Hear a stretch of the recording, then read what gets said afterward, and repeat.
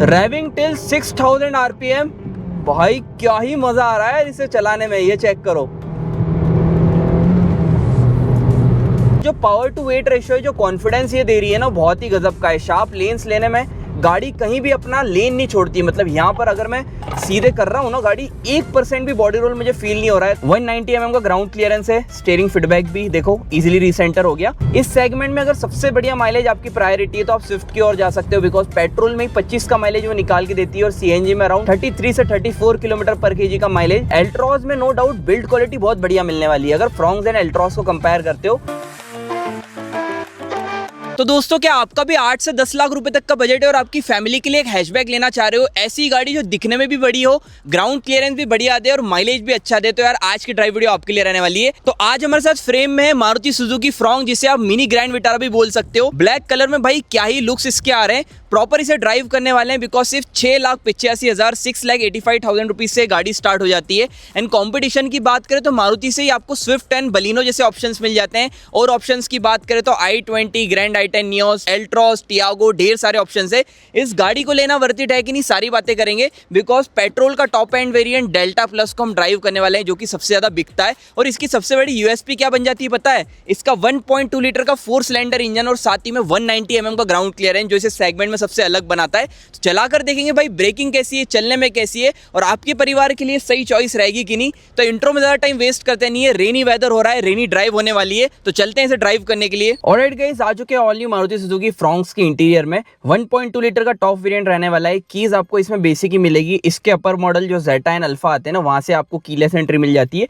पहले तो गाड़ी को स्टार्ट कर लेते हैं और देखते हैं केबिन में कितना क्या नॉइस आ रहा है। विंडोज को मैं करता हूँ डाउन।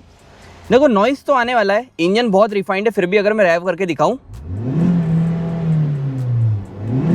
केबिन में नॉइस आता है बट वो चुभने वाली नोट नहीं है। काफी रिफाइंड इंजन रहने वाला है। सेंटर लेन में लेके कार को लॉन्च करते हैं। एसी को भी मैं टेम्पररी ऑफ कर लेता हूं। Raving till 5000 RPM, let's go.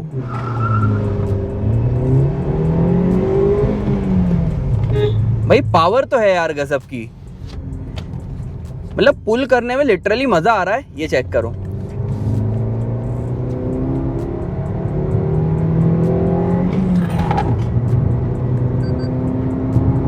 भाई 1.2 लीटर का डेल जेट वीवीटी इंजन क्या ही रिफाइनमेंट दे रहा है यार। थर्ड गियर पे 100 की स्पीड क्रॉस कर ली और जो नोट आता है ना इंजन का, सच में आपको अंदर ड्राइव करते टाइम सुनने में मजा आएगा। टर्न यहाँ से करते हैं, सारी बातें डिटेल में करेंगे because Baleno as well as Swift में भी 1.2 लीटर का इंजन मिलता है, बट वो काफी डिफरेंट रहने वाला है। सबसे पहला नेगेटिव तो आपको यहीं पर शेयर कर देता हूँ। इतने पैसे ले रहे हो आप, 1.2 लीटर का टॉप एंड वेरिएंट है, फिर भी आपको इसमें रिवर्स पार्किंग कैमरा नहीं मिलता।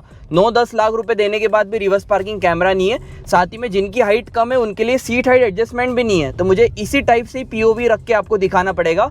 पावर तो यार बहुत ही गजब की रहने वाली है। 4 सिलेंडर इंजन है, 88.5 bhp की पावर, 113 Nm का टॉर्क निकाल के देने वाली है। और स्विफ्ट की बात करें तो उसमें 1.2 लीटर का Z12 ई सीरीज इंजन मिल जाता है। वो 3 सिलेंडर इंजन रहने वाला है और माइलेज को फोकस करके बनाया है। अब बलिनो में भी पावर स्पेक सेम मिलते हैं, बलिनो और इसमें कोई डिफरेंस नहीं है, बट उसमें K सीरीज इंजन मिलने वाला है। तो ये तीनों इंजन में डिफरेंसेस रहने वाले हैं। बाकी देखो थोड़ा सा खराब रोड पे चलाकर देखते हैं।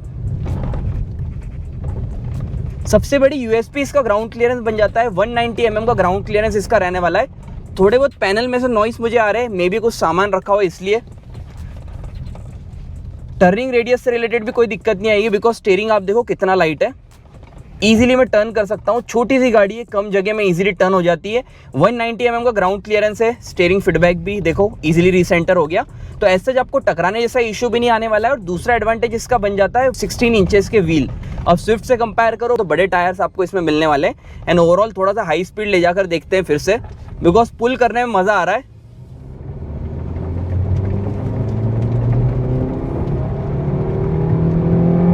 रेविंग टिल 6000 आरपीएम, भाई क्या ही मजा आ रहा है इसे चलाने में, ये चेक करो। मतलब अभी मैंने फिलहाल 100 की स्पीड तक चलाई, काफी स्टेबल थी गाड़ी। यहाँ से एसी भी अब ऑन कर लेते हैं एंड मेन हाईवे पे चलते हैं। सो मेन हाईवे पे आ चुके हैं। सबसे पहले पावर डिलीवरी की बात करें तो देखो यार मुझे सफिशिएंट लग रही है। नेचुरली एस्पिरेटेड इंजन को चलाने का तरीका है, अगर आप इसे रेड लाइन करके चलाओगे ना तो आपको पावर की कमी कहीं से कहीं तक फील नहीं होने वाली है। बट मैं जिस तरीके से चला रहा हूँ, आप ऐसे चलाओगे तो भाई गाड़ी माइलेज आपको निकाल के नहीं देने वाली है। अगर माइलेज फिगर्स की बात करें, कंपनी अराउंड 21 से 22 का क्लेम करती है। एंड फॉर श्योर अगर आप इसको क्रूज करके चलाओगे। वैसे इस वेरिएंट में क्रूज मिलता नहीं है, कुछ नेगेटिव्स है वो मैं आपको आगे शेयर करूंगा, बट अगर आप इसे 5th गियर पे 80 की स्पीड पे कांस्टेंट चलाते हो तो ये इंजन आपको 20-21 का माइलेज आराम से निकाल के दे देगा। आप अगर सीएनजी में लेना चाहते हो तो 28 से 30 तक का माइलेज निकाल के दे देगी। इस सेगमेंट में अगर सबसे बढ़िया माइलेज आपकी प्रायोरिटी है तो आप स्विफ्ट की ओर जा सकते हो, बिकॉज पेट्रोल में 25 का माइलेज वो निकाल के देती है और सीएनजी में अराउंड 33 से 34 किलोमीटर पर केजी का माइलेज। अभी मैं 100 की स्पीड पे ड्राइव कर रहा हूँ, ना ही मुझे कोई अंदर केबिन में नॉइज आ रहा है, मतलब रोड नॉइज वगैरह बिल्कुल भी फील नहीं हो रहा है। एनवीएच लेवल्स काफी बढ़िया है। एंड थोड़ी सी हाई स्पीड पे अगर शार्प लेन्स लेकर देखते हैं, ये देखो लेन चेंज करी, बिल्कुल भी बॉडी रोल नहीं, बिल्कुल भी, मतलब ये चेक करो। मैंने लास्ट टाइम टियागो चलाई थी, हालांकि टियागो और इसका कोई कंपैरिजन नहीं है, एल्ट्रॉस से कंपेयर होती है, बट जो पावर टू वेट रेशियो है, जो कॉन्फिडेंस ये दे रही है ना, बहुत ही गजब का है। शार्प लेन्स लेने में गाड़ी कहीं भी अपना लेन नहीं छोड़ती, मतलब यहाँ पर अगर मैं सीधे कर रहा हूँ ना, गाड़ी 1% भी बॉडी रोल मुझे फील नहीं हो रहा है, तो वो कॉन्फिडेंस आपको फील कराने वाली है वाइल ड्राइविंग। अब पावर की बात करते हैं, अब देखो मुझे कहीं पर स्पीड स्लो करके ओवरटेक करना है, तो मैं अगर देखो 3rd गियर या 4th गियर यहाँ पर डालता हूँ ना, तो 4th गियर पे भी इजीली पावर जनरेट कर लेगी। ये देखो 4th गियर पे है, बढ़िया तरीके से पावर जनरेट यहाँ पर कर लेती है। साथ ही में अगर विजिबिलिटी की बात करें, एज अ बिगिनर भी इस कार को ले रहे हो, कहीं भी ब्लाइंड स्पॉट नहीं बनेगा। वैसे देखो जब भी आप यू टर्न्स ले रहे हो, मारुति की अक्सर सारी गाड़ियों में यहाँ पर ये जो पिलर देकर रखा है ना, ये पूरा इतना बड़ा एरिया है, तो यू टर्न लेने में थोड़ी दिक्कत होती है। इस वेरिएंट में पर्टिकुलरली आपको बोनेट के जजमेंट से रिलेटेड इशू आ सकता है, बिकॉज सीट हाइट एडजस्टमेंट आपको इसमें मिलता नहीं है। बाकी यार मारुति सुजुकी से एकमात्र फ्रॉन्क्स ऐसी गाड़ी थी जो आपको टर्बो का ऑप्शन प्रोवाइड करती थी, बट इसमें सबसे बड़ी दिक्कत क्या है पता है भाई, जिन्हें 1.2 लीटर का टॉप मॉडल लेना है उनके लिए चॉइस नहीं है, और जिन्हें 1 लीटर टर्बो का बेस मॉडल लेना है उनके लिए कोई चॉइस नहीं है। 1.2 लीटर में अगर आपको टॉप मॉडल लेना है तो यही लेना पड़ेगा, और 1 लीटर में आपको डेल्टा प्लस से टर्बो मिल जाता है। लेना है तो जेटा अल्फा आप ले सकते हो, ये वाला पूरा लाइनअप रहने वाला है। बाकी यार ब्रीजा में अच्छा सीन हो गया है कि फ्रॉम द बेस वेरिएंट आपको अब टर्बो मिल जाता है, तो ये एक बहुत बढ़िया चीज रहने वाली है। दोनों में 1 लीटर है, बट ब्रीजा में थोड़ा और ट्यून करा गया है। बाकी चलाने में देखो गाड़ी को फॉर श्योर मजा आ रहा है, शार्प लेन्स लेने में, ओवरटेक करने में कोई भी दिक्कत नहीं आ रही है। थोड़ा सा लेफ्ट लेन में लेता हूँ, ब्रेकिंग टेस्ट करते हैं इसकी, बिकॉज फ्रंट में डिस्क मिलते हैं, रियर में ड्रम, एंड थोड़े से खराब रोड पे करेंगे कि यार कुछ इनसिक्योरिटी वगैरह तो फील नहीं हो रही। देखो यार ऐसे रोड पे आप अगर कर रहे हो ना, तो थोड़ा मुझे लगा कि यार गाड़ी अपना लेन छोड़ रही है। देखो फिर से टेस्ट करके दिखाता हूँ, नहीं भाई बढ़िया परफॉर्म करा, ब्रेकिंग बढ़िया रहने वाली है, पीछे कोई नहीं आ रहा है। एक बार पूरी हार्श ब्रेकिंग में आपको करके दिखाता हूँ, यहाँ पर रुक गई गाड़ी, तो ऐसे ब्रेकिंग से रिलेटेड आपको कोई दिक्कत आने नहीं वाली है। स्पीड को मैं स्लो करता हूँ, लो एंड टॉर्क दिखा देता हूँ, 2nd गियर पे बढ़ाने की कोशिश करते हैं। इतने वाइब्रेशन नहीं है, स्विफ्ट में आपको लोअर आरपीएम्स पे वाइब्रेशन फील होते हैं। बाकी फन टू ड्राइव तो ये कार रहने वाली है। ओवरऑल देखो स्पेक्स मैंने आपको बहुत सारे शेयर कर दिए, मेनली वर्डिक की बात करते हैं, कंपटीटर से कंपेयर करके देखते हैं कि भाई यार इस गाड़ी को लेना वर्थ इट है कि नहीं। तो सबसे पहले तो देखो कंपटीशन में इसी की फैमिली से आपको स्विफ्ट एंड बलिनो मिल जाती है, तो अगर आपको बलिनो लेना आती है तो टोटली आपकी चॉइस के ऊपर है, बिकॉज थोड़े कम पैसे में मिल जाएगी। साथ ही में उसके लुक डिफरेंट है, इसके लुक डिफरेंट है, तो आपको जो लुक्स में बढ़िया लग रही है उसके अकॉर्डिंग आप ले सकते हो। बाकी स्विफ्ट उन्हीं लोगों को लेना चाहिए जिनका बजट भी कम है और जिनकी सबसे पहली प्रायोरिटी माइलेज है, तो उनको स्विफ्ट से बढ़िया ऑप्शन इस पूरे सेगमेंट में नहीं रहने वाली। बाकी जहाँ तक कि Hyundai लवर्स की बात आती है, नियोस आपको कम बजट में मिल जाती है, बढ़िया इंजन है, बट अगर आप i20 लोगे ना तो भाई उसमें आपको माइलेज से रिलेटेड कॉम्प्रोमाइज करना पड़ेगा। इंजन बहुत बढ़िया है, गाड़ी बहुत बढ़िया है, बट अब i20 बहुत ज़्यादा आउटडेटेड हो चुकी है, बिकॉज Hyundai अपनी गाड़ियों में कुछ खास काम कर नहीं रहा है, कुछ अपडेट्स कर नहीं रहा है। बाकी जहाँ तक कि 2 सबसे इंपॉर्टेंट ऑप्शन बन जाते हैं, वो है एल्ट्रॉस एंड टियागो। टियागो तो देखो लो बजट कार है, उसमें बेस वेरिएंट्स में ESP जैसे कंट्रोल मिलते नहीं है, और इन फ्यूचर आपको रैटलिंग नॉइज जैसे, इंजन नॉइज जैसे शिकायत आने वाली है।